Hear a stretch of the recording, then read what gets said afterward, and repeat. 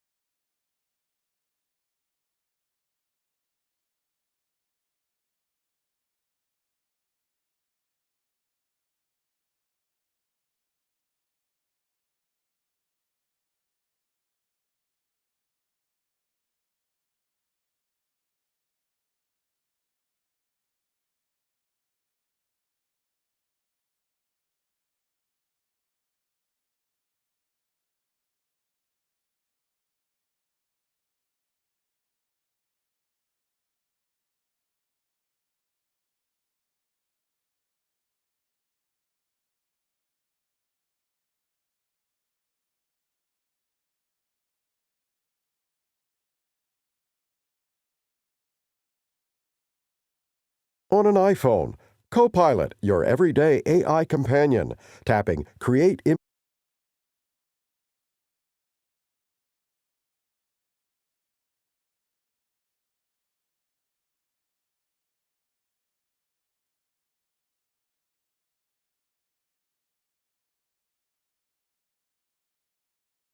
Why is that? Because your social credit score sucks. That's why you can't go to Vegas. That's kind of giving you a visual what this means here. Let me continue. So now for businesses, number one, compliance and behavior monitoring. Businesses are monitored for regulatory compliance, the fulfillment of contractual obligations, and overall corporate behavior, including environmental practices and product quality. Number two, ratings impact. A company's rating can affect its business through financing, eligibility for government contracts, and even its ability to participate in certain markets. High ratings may offer advantages like tax incentives and better loans, while low ratings can lead to increased inspections, sanctions, and restricted opportunities. So now you may say, Pat, give me a break. I mean, this kind of stuff you read on the internet, people make videos, there's no way this is true. Business Insider gave a lot of different testimonies of examples of this happened in China. Here's a couple stories for you. A Chinese university suspended a student's enrollment because of his dad's bad social credit. This kid, his student enrollment was suspended because his dad's got a bad score. The father, surnamed Rao, had failed to repay a $29,000 loan and was added to debtor's blacklist that prevented the university from accepting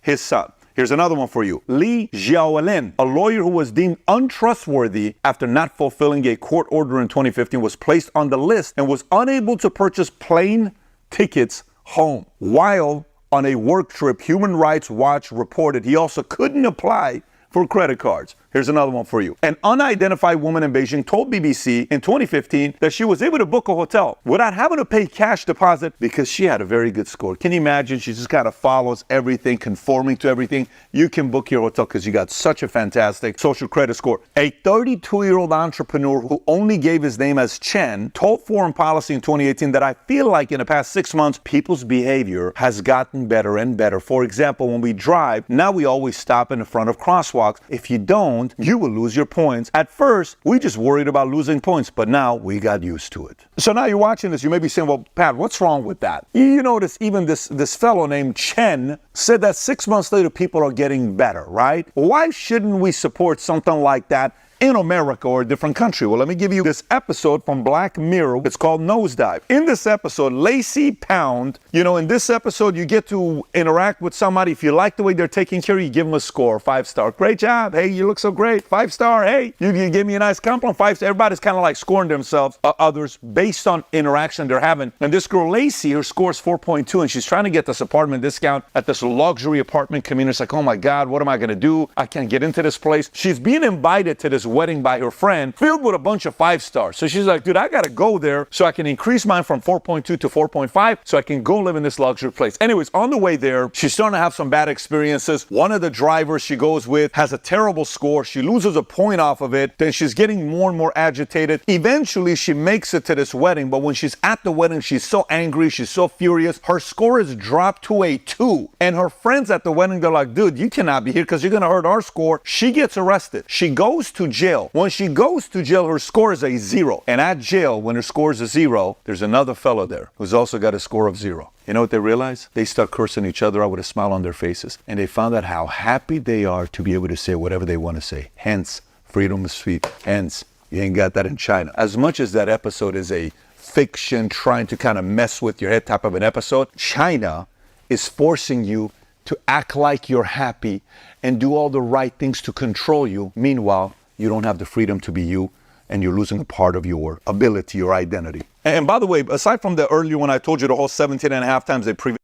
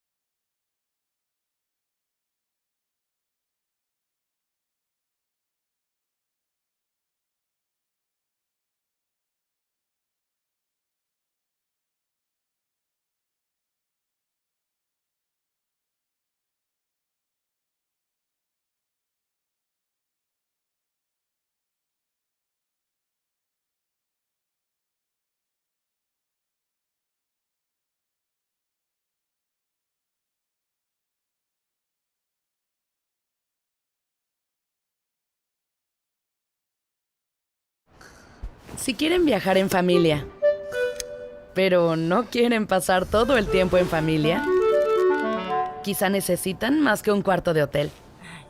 Mejor un Airbnb, mejor tiempo para ustedes dos. Welcome to White Castle. This is Brittany. How may I help you? This robot named Flippy runs the fry station at a White Castle outside of Chicago.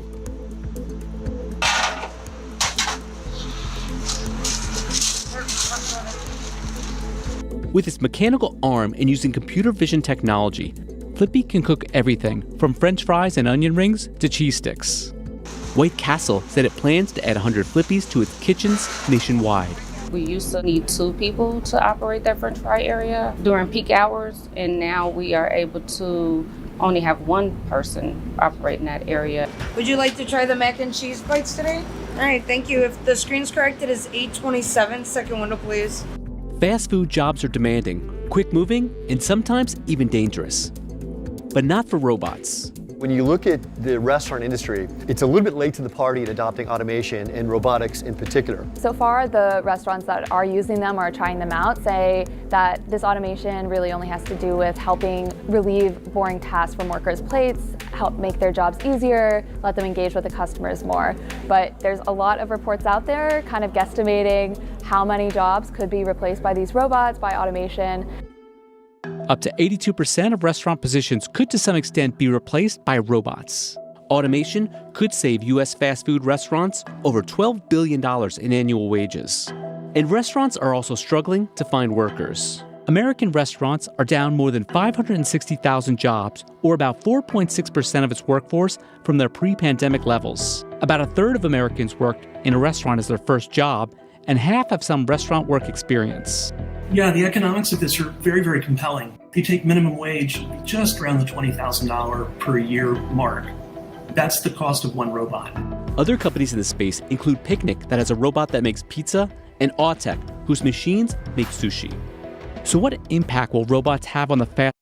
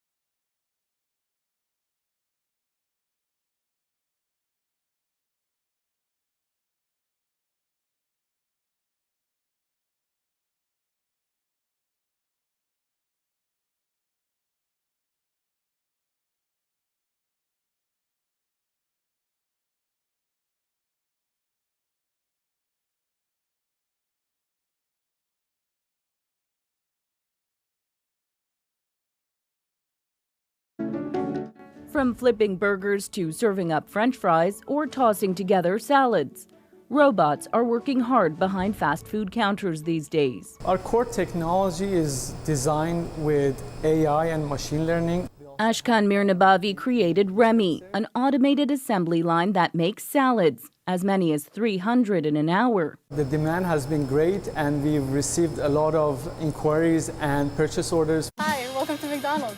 Fast food jobs are fast-paced and demanding, and studies have shown that after the pandemic, fewer people want to do them. Many big brands like Domino's turning to automation to fill the gap. Robotics companies say their machines could cut labor costs and shop customer wait times.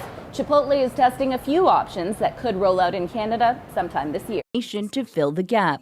Robotics companies say their machines could cut labor costs and shop customer wait times.